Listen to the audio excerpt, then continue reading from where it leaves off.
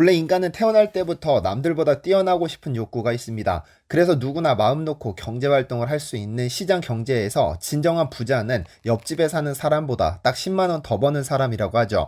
항상 그 사람보다 10만 원만 더 잘 번다는 사실만 확인된다면 누구나 행복할 수 있을지 모릅니다. 그런데 그 사람에게 역전당하는 순간 입맛이 떨어지고 삶의 의욕이 떨어지고 패배감이 듭니다.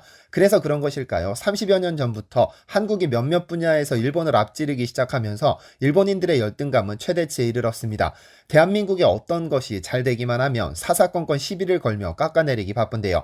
특히 최근 넷플릭스라는 플랫폼을 통해 킹덤, 오징어 게임, 지옥 등이 전 세계 시장에서 엄청난 성공을 거두자 이를 어떻게 해서든 평가절하하거나 조롱하는 등등 눈살이 찌푸려지는 행동을 보여왔죠. 그런데 일본이 걱정하지 않아도 될 것 같습니다. 두 달 후 넷플릭스가 전 세계를 상대로 어마어마한 일본 드라마 한 편을 공개한다고 하니까요.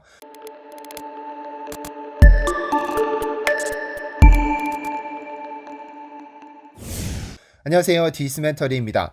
몇 년 전부터 한류의 대표주자 엔터테인먼트 산업에서 한국의 성장세는 두드러집니다. 특히 영화, 드라마 할 것 없이 어마어마한 컨텐츠로 무장한 한국 작품들이 가히 전 세계 시장을 장악해가고 있습니다. 한때 헐리우드 영화와 미드가 그랬던 것처럼 한국만의 독특한 설정과 스토리로 차근차근 세계 시장에서 인정받고 있습니다. 그리고 해외 반응 역시 가볍지 않습니다. 특히 넷플릭스라는 플랫폼을 만나면서 한국 작품이 꽃을 피웠다는 평가가 적지 않죠. 넷플릭스를 대표하는 많은 작품 중에서 킹덤과 오징어 게임, 지옥은 손에 꼽히는 명작입니다. 물론 한국인들에게 그런 것이 아니라 이를 본 해외 시청자들에게도 명작으로 꼽힙니다.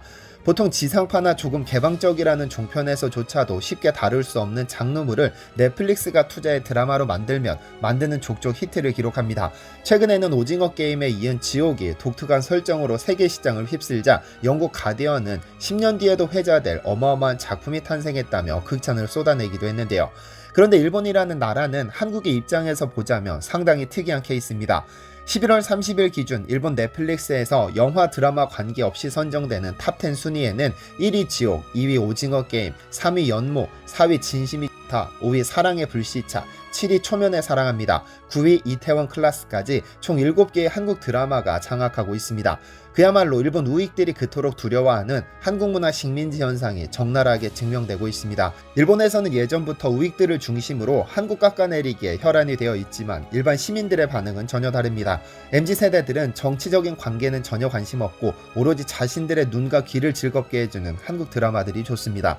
그런데 특히 넷플릭스가 투자하고 제작한 한국 오리지널 시리즈가 전 세계적인 히트를 끌면서 일본에서는 상당한 질투가 있었던 것으로 보입니다.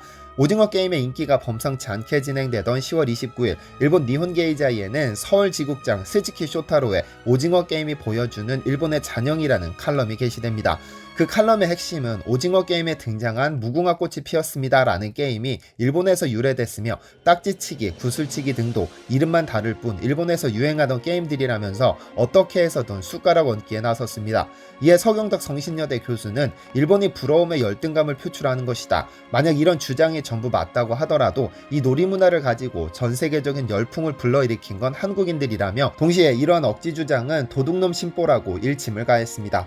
그런데 한국 콘텐츠가 넷플릭스를 통해 전 세계적으로 어마어마한 히트를 기록하면서 질투심을 느끼는 일본이 이제 더 이상 질투심을 느끼지 않아도 될 것 같습니다. 왜냐면 곧 넷플릭스가 어마어마한 일본 콘텐츠 하나를 공개할 예정이기 때문이죠. 지난 11월 5일 넷플릭스 코리아의 유튜브 공식 채널은 신문기자라는 일본 드라마가 곧 공개된다면서 공식 예고편을 공개했습니다. 드라마틱한 BGM과 함께 펼쳐지는 예고편은 진실을 파헤치려는 기자들의 이야기를 담았습니다. 일본 정부가 감추려는 것, 일본 정부가 의도적으로 조작하려는 것, 일본 정부에서 행해진 선동을 낱낱이 까발리는 기자들의 활약상과 그 과정에서 펼쳐지는 거대 세력과의 마찰을 담았습니다. 그리고 이 드라마는 무려 제43회 일본 아카데미상을 수상한 후지 미치히토 감독이 맡았고 요네쿠라 료코, 아야노 고, 요코하마 류세이, 요시오카 히데타카 등등 일본 내에서도 연기 장인으로 불리는 이들이 전부 출연에 관심이 집중됐습니다. 그런데 이 드라마의 원작이 따로 있습니다. 바로 2019년에 개봉한 영화 신문기자입니다. 이 영화는 개봉 당시 한국과 일본 양쪽에서 모두 엄청난 관심을 끌었던 영화입니다. 한국에서는 20대 배우 중 독보적인 연기력을 갖췄다고 평가받는 심은경이 여자 주인공으로 등장해 모든 대사를 일본어로 소화해냈다는 사실이 알려지면서 관심을 끌었고, 일본에서는 그동안 일본 사회에서는 볼 수 없는 정치고발 영화라는 점에 관심을 끌었습니다.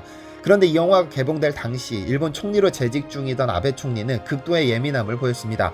왜냐하면 이 드라마는 아베 총리가 연루된 일본 정치권 최대 스캔들로 꼽히는 사학비리 사건, 즉 가케학원 사건을 다루고 있기 때문이었죠. 2017년 일본 열도가 발칵 뒤집힌 총리 연루 비리 사건입니다. 아베 총리의 40년 친구 가케 고타로가 이사장으로 재직 중인 가케학원은 수의학부를 신설하기 위해 정부의 허가를 받는 과정에서 특혜를 받았다는 의혹이 제기됐습니다.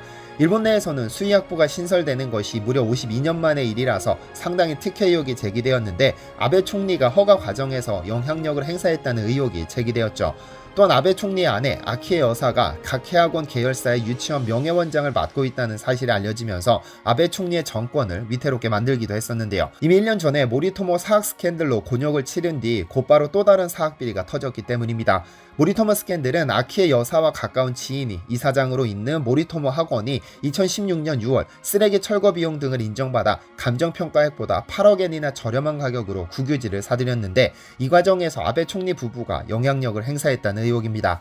아사히 신문이 2017년 2월 처음 보도한 뒤로 정부 관료가 공문서에서 총리 부인과 관련된 내용을 삭제하도록 요청하는 등 14건의 공문서 위조 혐의가 제기됐는데 당시 이 사건의 핵심 인물로 알려진 재무국 담당 직원이 상사로부터 문서를 고쳐 쓰라는 지시를 받았다는 내용의 메모를 남기고 사망하면서 엄청난 파문이 일기도 했었습니다. 그리고 1년 뒤 가케학원 비리가 또 터졌으니까요.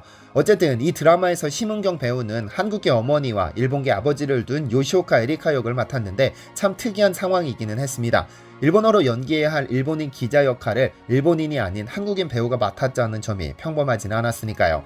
이 영화의 실제 인물은 가케학원 스캔들을 공론화시킨 도쿄신문의 모치즈키 이소코 기자인데 그녀는 당시 차기 총리가 유력했던 스가 요시히데 관방장관을 끈질기게 괴롭혔던 인물이기도 합니다. 10분 정도 진행되는 정례 기자회견에서 이 의혹에 대해 잡아떼는 스가를 세워두고 같은 질문을 23차례나 반복하면서 40분 내내 그를 괴롭혔습니다. 성의 없는 대답에 화가 난 그녀는 며칠 동안 지속적으로 같은 질문을 반복했고 결국 스가 관방장관이 도쿄신문에 직접 연락해 그녀를 출입금지시키라고 지시하면서 더 유명해지기도 했습니다.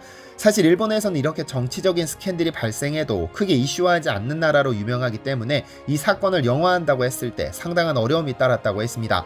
당시 이 영화를 기획한 가와무라 미스노부는 일본은 정치색이 있는 영화에 출연한 배우들은 동료들로부터 공격을 당하는 풍토가 있다면서 이 영화도 제작사 두 곳으로부터 정치 비판 영화라는 이유로 제작을 거절당했다면서 영화 제작의 어려움을 토로했는데요.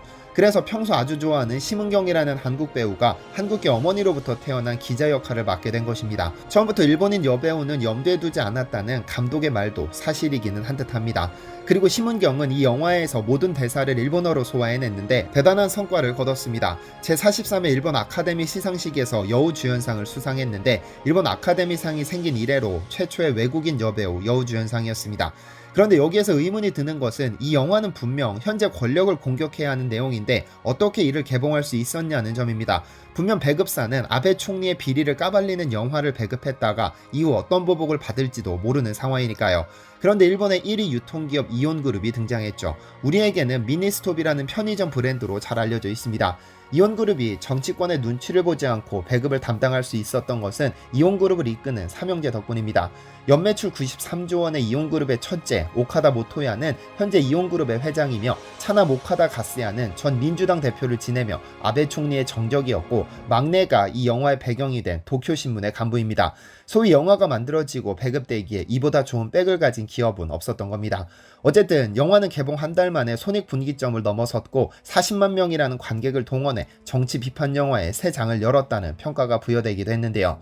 그런데 어쨌든 2년이 지나 장르 불문, 정치 불문, 종목 불문을 내세운 넷플릭스가 이 영화를 넷플릭스 오리지널 시리즈로 투자했고 2022년 1월 공개될 예정이라고 알려졌습니다. 이 드라마는 넷플릭스 날개를 달고 전 세계로 훨훨 날아가게 될 텐데 이제 일본도 그렇게나 갖고 싶었던 넷플릭스 오리지널 시리즈 세계 1위라는 타이틀을 갖게 될까요? 시청해주셔서 감사합니다.